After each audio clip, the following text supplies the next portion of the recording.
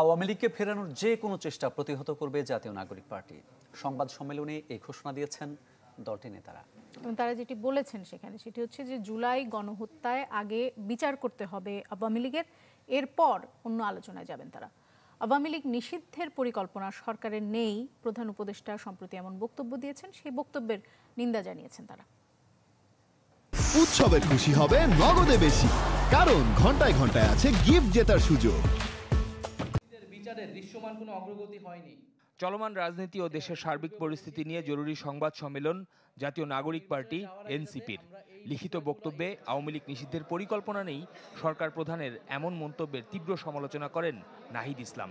বলেন, দলটির বিচার ছাড়া পুনর্বাসনের কোনো প্রস্তাব কিংবা আলোচনা দৃঢ়ভাবে প্রত্যাখ্যান করে এনসিপি। সম্প্রতি অন্তর্বর্তীকালীন সরকারের প্রধান উপদেষ্টা মন্তব্য করেছেন, আওয়ামী লীগ নিষিদ্ধের কোনো পরিকল্পনা সরকারের নেই। আমরা তার এই বক্তব্যের নিন্দা জানাই। আওয়ামী লীগ কর্তৃক সংগঠিত পিলখানা হত্যাকাণ্ড, শাপলা হত্যাকাণ্ড, আগ্রাসন বিরোধী আন্দোলনে হত্যাকাণ্ড, গুম, ক্রসফায়ার, ভোট ডাকাতি সহ জুলাই হত্যাকাণ্ডের বিচার প্রশ্নে কার্যকর অগ্রগতি দৃশ্যমান হওয়ার আগে রাষ্ট্রের দায়িত্বশীল পদ থেকে এ ধরনের বক্তব্য অনাকাঙ্ক্ষিত। গণহত্যা ও মানবতা বিরোধী অপরাধের দায়ে আওয়ামী লীগের বিচার চলাকালীন আওয়ামী লীগ এবং ফ্যাসিবাদের সকল সহযোগী ব্যক্তি ও সংগঠনের রাজনৈতিক কার্যক্রমকে নিষিদ্ধ ঘোষণা করতে হবে। এখানে দেশের রাজনীতির সিদ্ধান্ত নেবে রাজনৈতিক দলগুলো, অন্য কেউ নয় বলেও মন্তব্য করেন নাহিদ ইসলাম।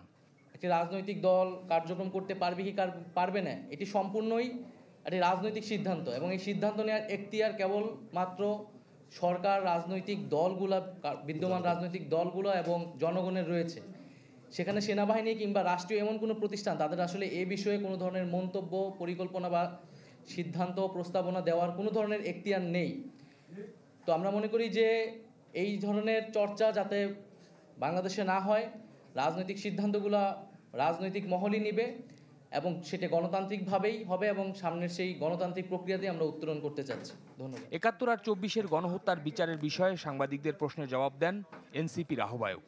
৭১-এ সংঘটিত যে গণহত্যার বিচার আমরা দেখেছি যে এই বিচার নিয়ে এখনও আসলে প্রশ্ন আসতেছে। তো এটা আমাদের পুরাতন প্রজন্মের দায় যে আমরা ৭১-এর পরে আমরা ৭১-এর গণহত্যার বিচার নিয়ে আসলে সেই বিচারটা নিষ্পন্ন করতে পারি নাই, সমাধান করতে পারি নাই রাজনৈতিক প্রশ্নগুলা।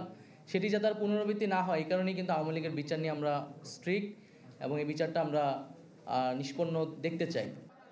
আওয়ামী লীগের পুনর্বাসনের বিরুদ্ধে সারা দেশে ছাত্র জনতার বিক্ষোভ কর্মসূচি অব্যাহত থাকবে ঘোষণা দেওয়া হয় সংবাদ সম্মেলন থেকে। আমরা আহ্বান জানাই আওয়ামী লীগের বিচার এবং নিবন্ধন বাতিলের দাবিতে সারা দেশে এনসিপির নেতৃত্বে ছাত্র জনতাকে সাথে নিয়ে বিক্ষোভ কর্মসূচি অব্যাহত থাকবে। শফিকুল ইসলাম সবুজ, চ্যানেল 24, ঢাকা।